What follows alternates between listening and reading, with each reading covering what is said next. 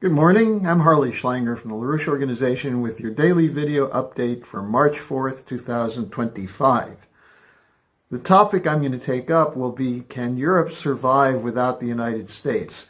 Which seems to be what the decision was made in London on Sunday. So let's take a look at the overall situation. But first, let me make a couple of comments about the complexity of the strategic situation.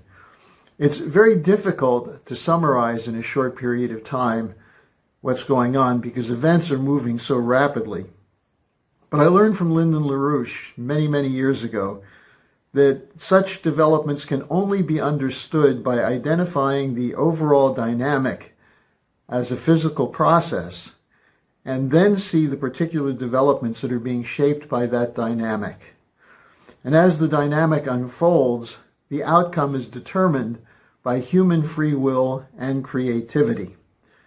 As John F. Kennedy said in his famous speech at American University, "Our problems are man-made, therefore they can be solved by man.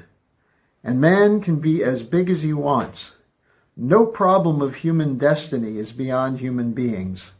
Man's reason and spirit have often solved the seemingly unsolvable, and we believe they can do it again," unquote.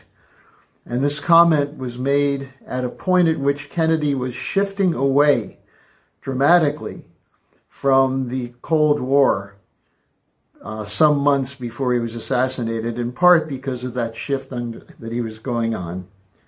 Now, in that spirit, then, let's review the developments of the last days to see where we stand. And we'll start with the strategic situation. Following the blow-up with Zelensky and the follow-up London summit, it appears that the Trump administration is moving to disengage with the NATO proxy war in Ukraine and to move into a potential alliance with Russia. And this is based on the developments of the meetings in Riyadh, Saudi Arabia, and ongoing discussions between the United States and Russia. Now, Zelensky is now claiming that Ukraine can continue to count on U.S. support. And he said they need that because peace with Russia is, quote, very far away, unquote. President Trump responded to that statement, seemingly a bit angrily. He said, "This is the worst statement that could have been made. America will not put up with it much longer." Now, what is he saying? That the United States, the population, is tired of funding a war without an end that's a losing proposition and that has no immediate security implications for the United States. And more importantly, the potential exists now to reset the relationship with Russia and to move into a new security relationship, which would be beneficial not only for Russia, but also to Ukraine. But that Zelensky doesn't seem to understand that. Now, as for the situation from the Europeans with the London summit, Trump responded to the bluster and indecision of Starmer's gathering by asking, "What are they thinking?" And that's a reference to the discussion that Europe militarily can replace the United States if necessary and stand up to Russia.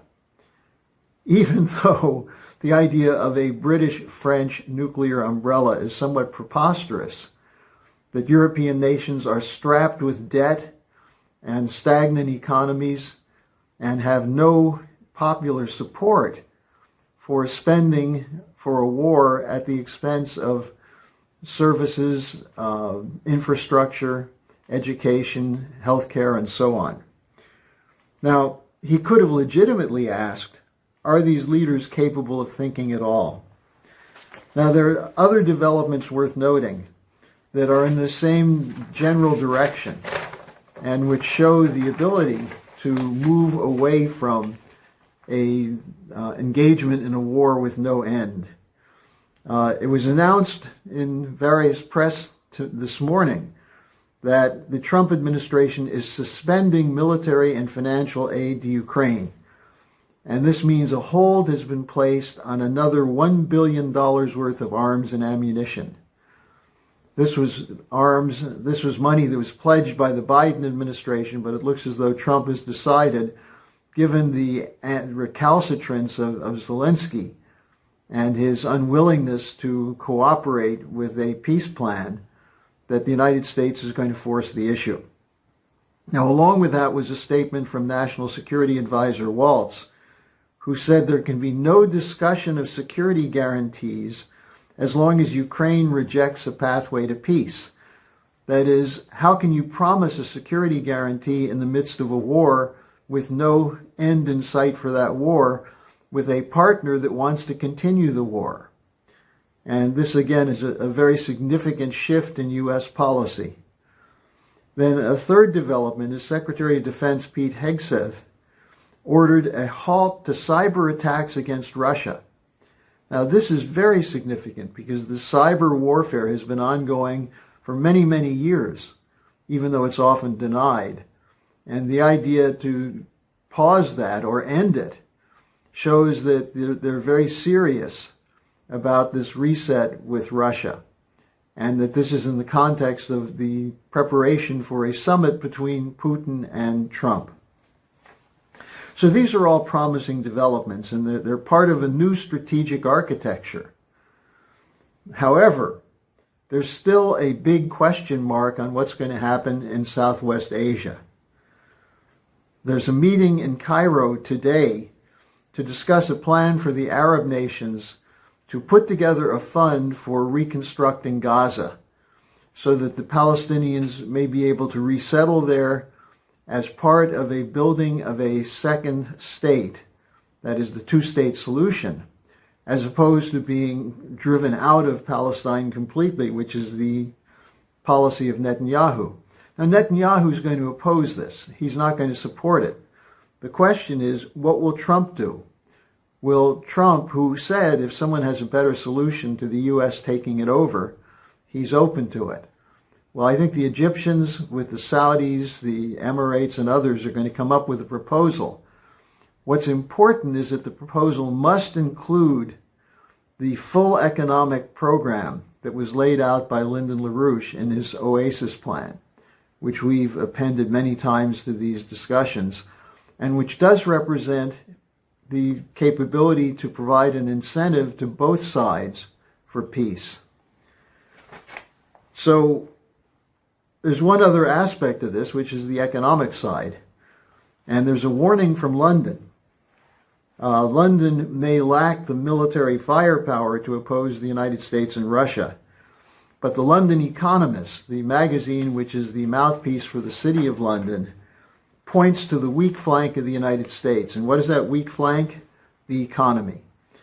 I'm going to read you some quotes from the Sunday newsletter put out by The Economist. In this case, Adam Roberts, who's the digital editor. This is from last Sunday.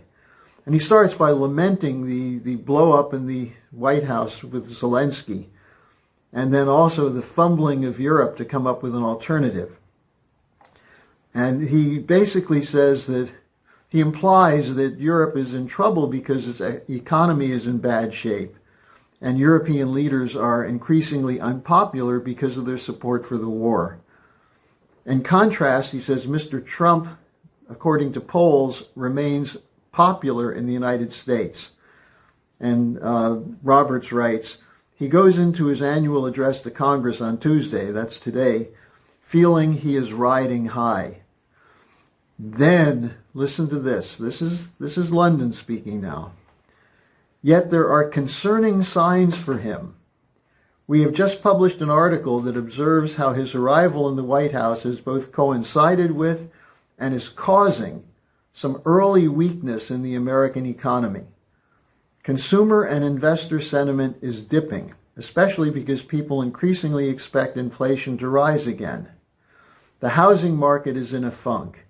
Investors may be growing wary over the cost of tariffs, and Elon Musk's effort to cut waste among federal civil servants is causing chaos, and it's not obvious that it will deliver notable savings. So there you have it. They're looking at the weaknesses as a flank that can be exploited by the Europeans. And this is not outside of the possibility of what the British would do in order to stop the shift that's underway, which is an epochal shift, a tectonic shift away from the old imperial order to a new relationship based on a Peace of Westphalia, of a collaboration among nations for mutual benefit. That's what the British geopolitical imperial networks are trying to stop. Now, over the next couple of days, I'll be talking with my colleagues about what the economy does look like, what is the weakness of the Trump policy, and how this economic vulnerability can be reversed. The problem of debt, inflation, and so on can be addressed most effectively and probably uniquely by application of Lyndon LaRouche's 4 laws and a new development architecture, economic development architecture, worked out with the BRICS and the Global South. So I'll have that report for you in the next couple of days. I'm appending a fascinating interview with Helga Zepp-LaRouche from China, from her trip last November, along with an interview that I did with Garland Nixon yesterday. Take advantage of these links, study the circumstances, and keep in mind, when Kennedy said solutions are man-made, he meant not the great super intellectual establishment elites, but the people. The people have to involve themselves in solving these problems. So thank you. See you again tomorrow.